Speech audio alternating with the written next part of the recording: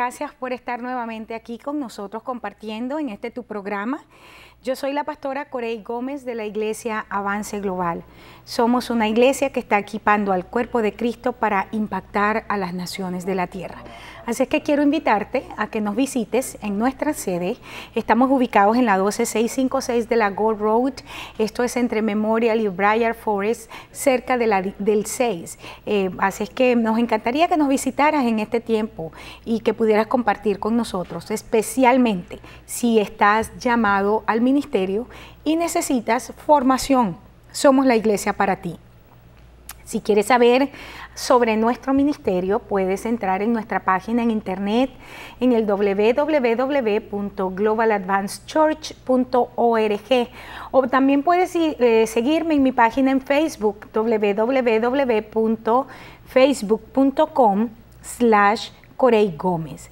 Es para nosotros de muchísima bendición saber que nuestros materiales, los estudios que hacemos, pueden bendecir al cuerpo de Cristo donde quiera que tú estés. Siéntete con toda libertad de bajarlos, de sacarlos y de enseñarlos en tu congregación, en tu célula, en el lugar donde estés. Nosotros somos muy bendecidos de saber que el cuerpo de Cristo está siendo edificado por su palabra. A lo largo de este tiempo, pues tenemos una línea de oración abierta. Es el 713-408-3068 y queremos pedirte que nos llames, especialmente, mira, si tienes una necesidad, nosotros queremos entrar en acuerdo contigo en este tiempo. La palabra de Dios es clara cuando dice que cuando dos de nosotros nos ponemos de acuerdo en el nombre del Señor Jesús para pedir cualquier cosa, pues entonces Él lo trae a cumplimiento. Y este es un tiempo donde estamos creyéndole a Dios por nuestra simiente, estamos creyéndole a Dios por nuestros hijos, por nuestra familia, estamos creyéndole a Dios por la semilla que ha puesto en nuestras manos para que fructifique de una manera muy especial.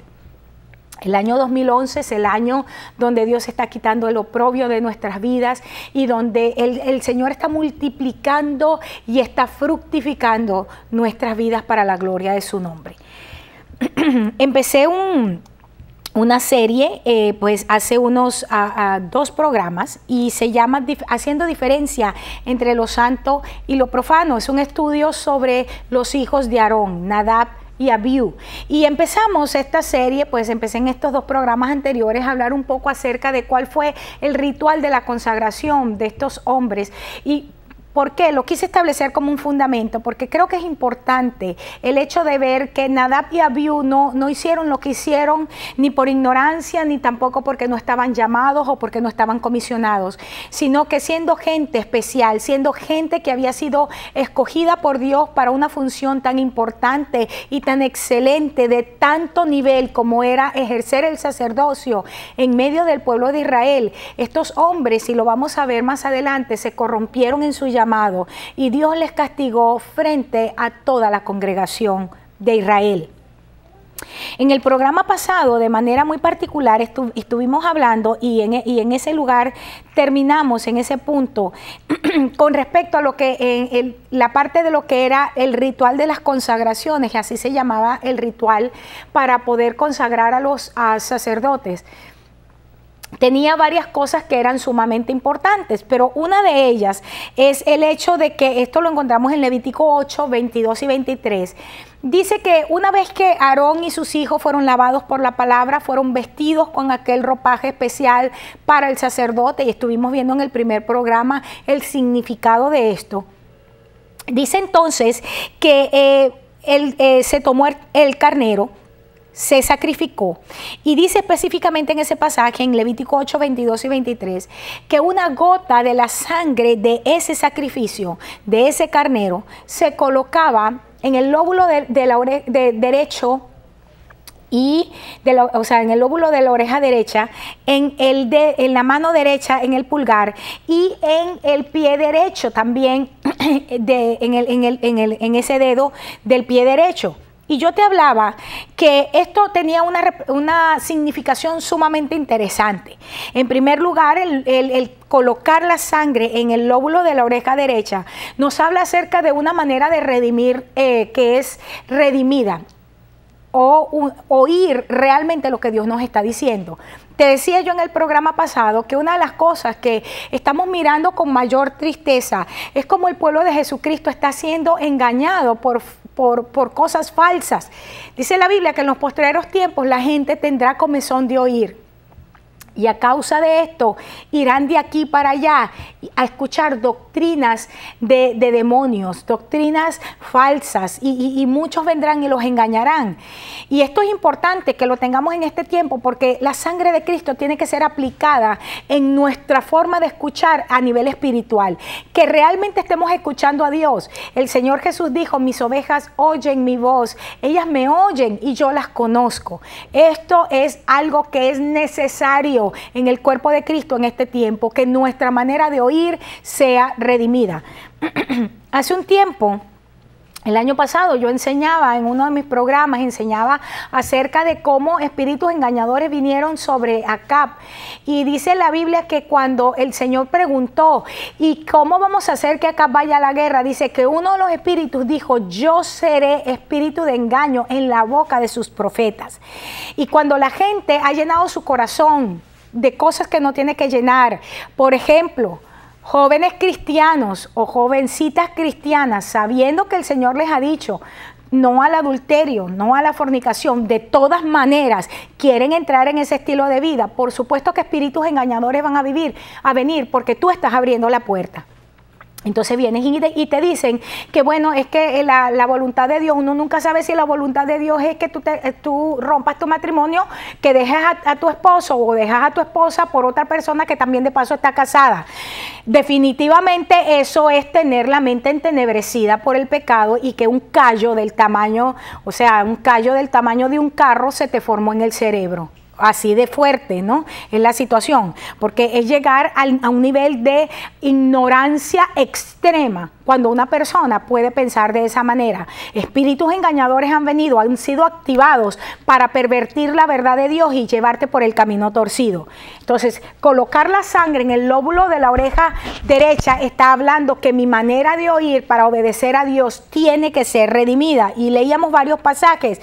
Pero déjame leer el Mateo 7:24, cuando dice: cualquiera pues que me oye estas palabras y las hace, le compararé a un hombre prudente que edificó su casa sobre la roca. Y luego en Isaías 55:3 dice: inclina tu oído y ven a mí. Oye y vivirá tu alma. Entonces, después que esto ocurra, dice: y haré contigo pacto eterno. Las misericordias firmes a la casa de David. Hay un proceso cuando nosotros prestamos nuestro oído, cuando nosotros inclinamos nuestro oído, cuando nosotros decidimos oír a Dios y hacer de acuerdo a la palabra que estamos escuchando. Entonces el Señor nos toma y hace pacto con nosotros, y es con aquellos con quienes Él hace pacto que sus misericordias son establecidas, o en quienes sus misericordias son establecidas. Veíamos que la mano derecha, colocar la sangre sobre la mano derecha, nos habla acerca de operar adecuadamente en el espíritu, y cómo esto nos va a llevar a niveles de autoridad, de un ejercicio de autoridad en Dios. Y es bien importante, hermanos, porque nosotros estamos mirando no solamente a nivel secular la parte de lo que es gobierno, el ejercicio en el gobierno bien corrompido, pero a nivel de iglesia institucional encontramos organizaciones que están desapareciendo, organizaciones eclesiásticas desapareciendo, porque simplemente el liderazgo se ha llenado de tal manera de pecado que llaman a lo malo bueno y a lo bueno malo. Y el Señor está trayendo, como dice el libro en Malaquías, se ha sentado a limpiar, ¿verdad? A limpiar a Leví, a limpiar a sus hijos como jabón de lavadores. Y dice que el juicio empieza por Leví, empieza por los sacerdotes, empieza por el liderazgo. Y qué maravilloso es saber cuando el Señor empieza por nosotros y empieza a limpiar nuestras vidas y nos empieza a hacer gente que podamos ser cónsonas o que seamos íntegros, porque lo que decimos, eso es lo que vivimos, y la gente puede entonces esperar de nosotros transparencia y sabe que somos gente de una sola medida, que lo que somos detrás lo somos por delante. Es importante entonces que haya una redención en nuestra manera de operar para que haya un ejercicio de la autoridad según el corazón de Dios. Y finalmente veíamos cómo también la gota era colocada en el pie derecho. Y esto nos habla a nosotros de la forma de caminar. Nos habla de un estilo de vida redimido. cuando hemos pasado de muerte a vida, cuando nosotros hemos dejado atrás lo que es el sistema babilónico, el sistema mundanal, nosotros empezamos a caminar de tal manera que nosotros sabemos que tenemos que agradar a Dios en todas las cosas. Y aquellos caminos que antes eran torcidos en nosotros empiezan a hacerse derechos, y aquellos valles que estaban demasiado bajos empiezan a subirse y las montañas empiezan a bajarse. Es decir, la autoestima toma un lugar adecuado en nuestra vida. El orgullo, la vanagloria, la soberbia también se quita de nuestra vida. Entonces, en Primera de Juan 2:6, lo leíamos en el día de ayer, dice: el que dice que permanece en él debe andar como él anduvo. Y yo te decía esto, mucha gente se está llamando cristiana y está diciendo: es que Dios me ama tal como soy, por lo tanto yo puedo vivir como me da la gana. Pues en el nombre de Jesús quiero que sepas que estás viviendo la mentira más grande de tu vida. Porque aquí dice que el que dice que está en Cristo, el que dice que vive para Cristo, tiene que vivir como Cristo vivió. Tan simple como eso y tan profundo como esa declaración. O sea, una declaración que es simple, pero a la vez tiene una dimensión de profundidad que nos lleva a nosotros a reflexionar con respecto a cómo estamos viviendo. Hemos llegado el tiempo que jugar a la iglesia, hermanos, en el nombre de Jesús, gracias a Dios, pasó de moda. Jugar a la iglesia y ponernos la careta de cristianos pasó de moda. Y allí quedábamos, y te decía que en este ritual de poner la sangre, esa gota de sangre en la oreja, en la mano derecha y en el pie derecho, nos hablaba entonces de que todas las cosas que los sacerdotes tenían que hacer una vez que eran consagrados al Señor para el servicio, no, para servir al pueblo, como veíamos, con paciencia, por la debilidad del pueblo, por la ignorancia del pueblo, perdón. Entonces, en ese momento, el sacerdote, una vez consagrado, entendía que debía hacer todas las cosas según Dios las había prescrito, las había establecido. El siguiente paso, en cuanto a lo que es el sacrificio o el ritual de la consagración, dice que Moisés roció sobre Aarón y sobre sus hijos de la sangre y el aceite. Fíjate esto. Y con esto estaba indicando que eran santificados y separados para el servicio de Dios. Y yo quiero que tú entiendas algo. De la misma manera que Aarón y sus hijos fueron rociados con la sangre, nosotros hoy podemos decir con toda certidumbre de fe que por la sangre del Cordero también hemos sido lavados y hemos sido hechos aceptos en el amado. Nosotros también hemos sido ungidos por el Espíritu Santo de Dios. Hay un pasaje en el libro de Hebreos, capítulo 9, y déjame leértelo del 9 hasta el 14. Es realmente increíble y la profundidad con que el autor de Hebreos escribe. Y dice de esta manera: pero estando ya presente Cristo, sumo sacerdote de los bienes venideros. No está hablando entonces aquí del antiguo pacto, porque ¿quiénes son los bienes venideros, hermano? No se refiere solamente a las bondades, sino a los que iba a adquirir en el futuro, que éramos hijos de Dios. Dice: por el más amplio y más perfecto tabernáculo, no hecho de manos, es decir, no de esta creación. Y no por sangre de machos cabríos ni de becerros, sino por su propia sangre entró una vez y para siempre en el lugar santísimo, habiendo obtenido eterna redención. Te leía anteriormente, el día de ayer, en el mismo libro de Hebreos, cómo nuestro Señor, convirtiéndose Él mismo en la ofrenda perfecta, porque Él no estaba sujeto a debilidad, pudo entonces redimirnos completamente para nuestro Señor, porque Él fue el sacrificio perfecto, el sacrificio sin mancha, el sacrificio acepto, que llenó todo, vamos a decir, todos los requerimientos del Padre.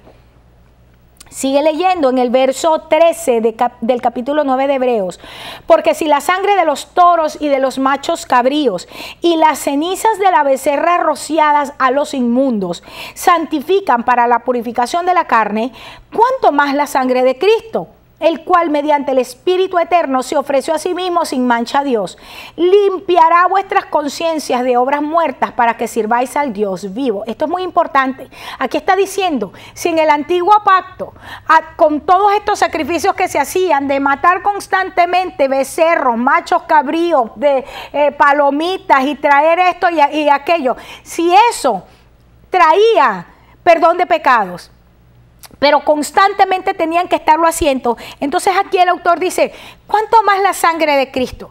Quien fue el Cordero perfecto, el sacrificio perfecto, pero fíjate de dónde limpia nuestro pecado. Dice, limpia ¿qué? Nuestra conciencia de obra muerta para que podamos servir al Dios vivo. Y esta parte es muy importante, porque una de las cosas es que el apóstol Pablo en el capítulo 1 y capítulo 2 de Romanos nos habla acerca de que cuando los hombres, conociendo a Dios, entendiendo quién era Dios, decidieron irse tras sus vanas imaginaciones, adorar lo que se les venía en gana, reptiles, animales, figuras que levantaban. Dice que en ese momento Dios los abandonó en una mente reprobada, es decir, una conciencia encallizada. Y una de las cosas que estamos mirando es que dentro del pueblo de Dios, gente que se está llamando cristiana, tiene una mente reprobada y por eso vive en la condición de pecado constante. Dicen ser limpios por la sangre de Cristo, pero lo que hacen es reírse de la gracia de Cristo cuando todos los días van y se revuelcan en el mismo charco, cuando todos los días, como los perros, van y se comen su propio vómito una vez que lo dejaron. Pues en el nombre de Jesús, aquí dice que la sangre de Jesucristo como el sacrificio perfecto limpia nuestra conciencia para que ahora nosotros podamos servir verdaderamente a Dios. La conciencia que se manifiesta en nosotros como llevándonos a un conocimiento de que lo que estás haciendo no es correcto, lo que estás haciendo no le agrada a Dios. Es esa voz interna del Espíritu que se levanta en nosotros para decirnos, estás mal, para reprendernos, para exhortarnos. Pero cuando la conciencia en nosotros está sucia, cuando la conciencia en nosotros ha sido cauterizada, simplemente hemos sido dejados en unas mentes reprobadas. Este rito que se hacía en el antiguo pacto se repetía por 7 días y durante este tiempo ni Aarón ni sus hijos salían a la congregación porque no podían contaminarse. Aarón y sus hijos estaban, vamos a decir, habían sido santificados y no podían tocar lo inmundo porque ellos iban a presentar ahora sacrificio delante de Dios por el pueblo. Ahora, a partir de aquí nosotros vamos a ver aspectos bien interesantes de quiénes eran Nadab y Abiú, porque en estos 3 programas te hablé acerca de en qué consistió ese sacrificio, ese ritual de la consagración para ellos. Pero ahora vamos a entrar, estaba estableciendo un fundamento, ahora vamos a entrar en quiénes eran estos 2 hombres, de por qué Nadab y Abiú hicieron lo que hicieron y por qué Dios hizo lo que hizo. Vamos a ver, en primer lugar, sabemos que Nadab y Abiú eran los hijos mayores de Aarón. Ya nosotros lo vimos en Éxodo, en el capítulo que leímos de Éxodo, capítulo 29. Pero en Éxodo 6:23 se nos dice claramente que Aarón tomó por esposa a una mujer que se llamaba Elizabeth. Y Elizabeth era la hija de Aminadab, que era hermana de Nazón. Y este dio a luz a Nadab, a Abiú, Eleazar y a Itamar. Y es bien interesante porque Elizabeth Nazón era príncipe de la tribu de Judá. Es decir, en el caso de Aarón no se casó con cualquier mujer. Aarón se casó con la tribu de la realeza, pero de esa tribu con gente que tenía el linaje. Aarón significa, su nombre significa el que trae luz, y Elizabeth significa el Dios de juramento. Esto es bien importante porque estamos mirando aquí un matrimonio entre lo que es el sacerdocio y la realeza, el traer la iluminación y la revelación con respecto al pacto. Esto es lo que estamos mirando aquí en esta relación Aarón-Elizabeth. Y dice que ellos tuvieron 4 hijos, pero quiero ver específicamente estos 2 hijos, porque, y es bien importante el hecho de que tú puedas entender la figura profética de Aarón-Elizabeth. Fíjate que en Éxodo 19:5 ya el Señor estaba hablándonos acerca de lo que Él quería hacer con nosotros, con su pueblo. Dice, ahora pues, si le das oído, nuevamente nos vamos ahí, si prestas atención y guardas mi pacto, ustedes serán para mí especial tesoro sobre todos los pueblos, porque mía es toda la tierra. El corazón de Dios era hacer de nosotros un tesoro especial, gente especial, una nación especial. Y luego en Pedro 2:9 dice, ustedes son linaje escogido. Es decir, ustedes tienen una estirpe especial. ¿Por qué? Porque son un sacerdocio real. Es decir, el matrimonio entre Aarón y Elizabeth trajo como resultado finalmente al Mesías, al Cristo, el Hijo del Dios viviente. Y hoy nosotros como su iglesia, su cuerpo, su pueblo, el apóstol dice, ustedes también tienen un linaje, ustedes son un real sacerdocio, una nación santa, un pueblo adquirido por Dios. ¿Para qué? Para anunciar las virtudes de aquel que nos llamó. ¿Y quién nos llamó? Jesucristo. Él nos llamó de las tinieblas a su luz admirable. Ahora, te decía que de esta unión profética, Aarón, sacerdocio, Elizabeth, realeza, nacen 4 hijos, 2 de los cuales eran Nadab, que significa liberal y generoso, y viene de una raíz primitiva que significa ofrecerse como voluntario, especialmente como soldado, además de dar voluntariamente, libremente, abundantemente. Es decir, estamos mirando que Nadab era un dador, Nadab era un diezmador, era alguien que ofrendaba. Encontramos en el Nuevo Testamento cuando dice en 2 Corintios 9:7, cada uno de como propuso en su corazón, no con tristeza ni por necesidad, porque Dios ama al dador alegre, un dador alegre, Nadab.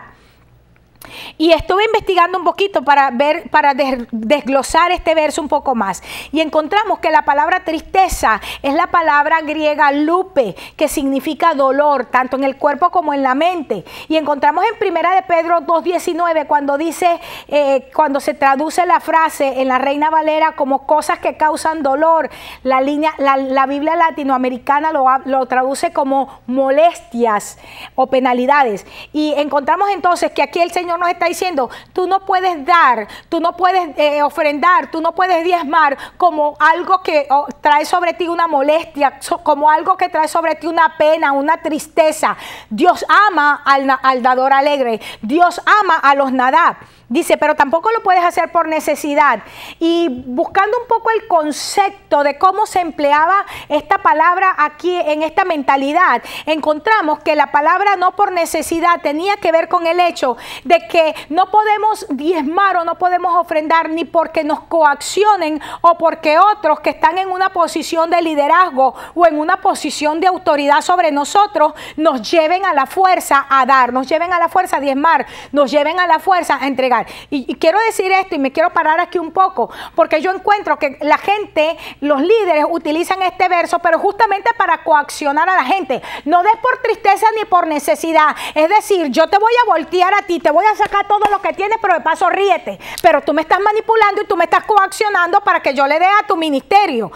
Una de las cosas importantísimas que la iglesia de Cristo tiene que regresar es al corazón de dar, porque nosotros amamos al Señor y amamos su obra, pero en el nombre de Jesús yo declaro que los ladrones en el cuerpo de Cristo entonces se van, porque nosotros tenemos un montón de gente que lo que quiere es que el pueblo dé, es simplemente para vivir la vida que a ellos les agrada, la vida que ellos quieren, y entonces dicen y nos hacen creer que el ministerio de Cristo es ellos mismos. Pues en el nombre de Jesús, mira, te equivocaste, porque llegaste a una generación que entiende la palabra. Si somos dadores y nos gozamos en entregar, no solamente nuestras finanzas, todos nosotros nos entregamos completo al Señor, pero sin coacción, pero sin manipulación, porque eso es brujería. Y tenemos un poco de pastores, un poco de apóstoles, un poco de profetas, que los que son brujos y adivinos que están coaccionando al pueblo de Dios para dar. Nadab conocía lo que era el secreto de dar, no por tristeza ni por necesidad, porque Dios ama al dador alegre. Nadab conocía el corazón de Dios. Pero el otro hijo que quiero estudiar es Abiú. Apenas vamos a ver los conceptos de ellos hoy. Y en mi próximo programa voy a retomar esto, porque ahora entramos a la parte, como digo yo, entramos a la carne del asunto, de lo que queremos tratar. Abiú significa adorador, pero adorador de Dios. Y en Juan 4:23 dijo el mismo Señor Jesús, mas la hora viene y ahora es. No dijo, algún día vendrá, algún día será, cuando nos vayamos de aquí, en el milenio, cuando salgamos de esta carne. No, ahora es. ¿Cuándo? Los verdaderos adoradores adorarán al Padre en espíritu y en verdad. Porque también el Padre, tales adoradores, busca que le adoren. ¿A quiénes está buscando el Padre?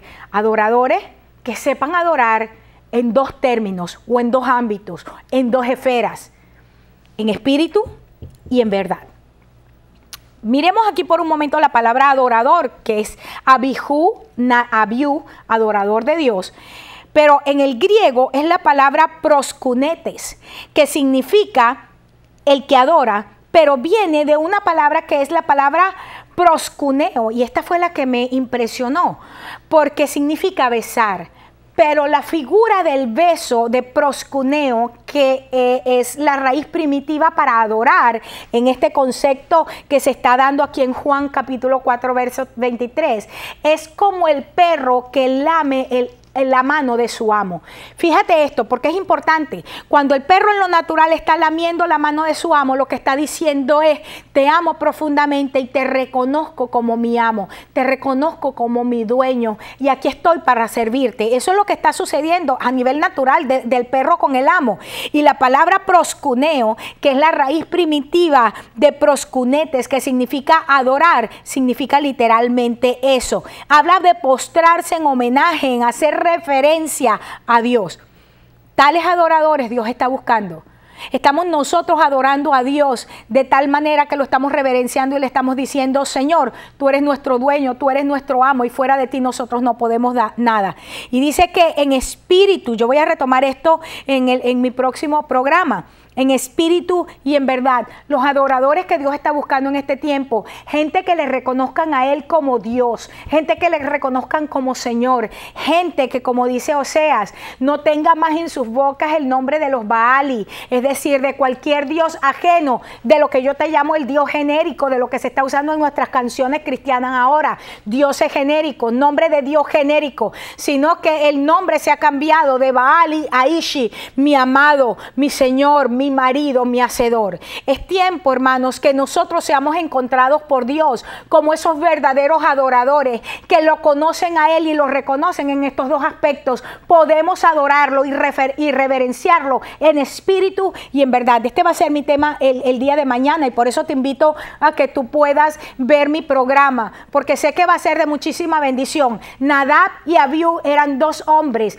uno era un dador y uno era un adorador, y ambos fueron escogidos para ser sacerdotes en el pueblo del Señor. Te voy a mostrar cómo el comisionamiento y la unción de estos hombres los habilitó y realmente los posicionó, pero cómo nosotros, nuestra iniquidad aflora y hace que caigamos de esa posición de autoridad y de poder que Dios nos ha dado.